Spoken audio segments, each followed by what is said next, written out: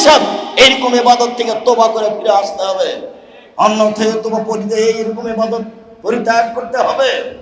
আপনার সাথে আমার দ্বীনি আপোষ। মনে রাখবেন, অন্যের উপরে বিরোধিতা করে কথা বলে কোনো লাভ নেই। বলছে যে ওরা ইহুদি হয়ে গেছে, ওরা খ্রিস্টান হয়ে গেছে। আপনি কি ভেবেছেন কখনো আল্লাহর নবী বলেছেন কেউ যদি কাউকে ইহুদি বলে আর ও যদি ইহুদি না হয় তাহলে যে বলেছে সেই ইহুদি? এই হাদিস বুখারী মুসলিম।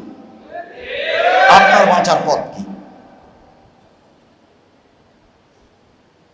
তারপরে যে আপনি বললেন ইহুদি খ্রিস্টান টাকা দিয়ে মসজিদ বানাচ্ছে, আপনি ইতিহাসের পাতা খুঁজুন, জিজ্ঞাসা করুন যারা বাংলাদেশ থেকে বহির্বিশ্বে আছে, কোন ইহুদি কোন খ্রিস্টান 10টা টাকা 1টা টাকা দেয় নাকি? বাঙালি যারা মাঠ কর্মী টয়লেট পরিষ্কার করছে তারাই টাকা দিয়েছে 5-10 রিয়াল, তারই টাকার মসজিদ, তারই মসজিদ। আপনি যে বললেন ইহুদি খ্রিস্টানের টাকা দিয়ে, যদি এটা না হয় তাহলে আপনার কি হবে? কোনো বিবেচনা হুঁশজ্ঞান আছে? খান আর মানুষের বদনাম করে বানান, হিসাব থাকে না? আপনার মুখের দোয়া কবুল হবে না তো?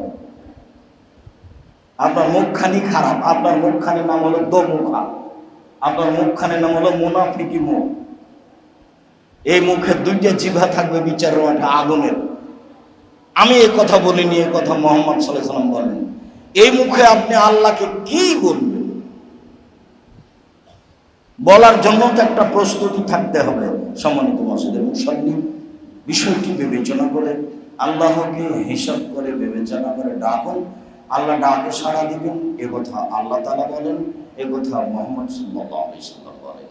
আল্লাহ তাআলা বলেন, তুমি যেভাবে ডাকো আমি সেভাবে আছি, তুমি যেভাবে আশা পোষণ করো আমি সেভাবে পূর্ণ করে থাকি, আমি তোমার সব পাপ ক্ষমা করে দিই, আমি পরোয়া করি না তুমি কত বড় পাপী, আমি পরোয়া করি না তুমি কত বড় পাপী, আমি বিবেচনা করি না তুমি কত বড় পাপী, আমি বললেই তোমাকে আমি ক্ষমা করে দিই। ডাকে কে? সেটা তো একটা কথা।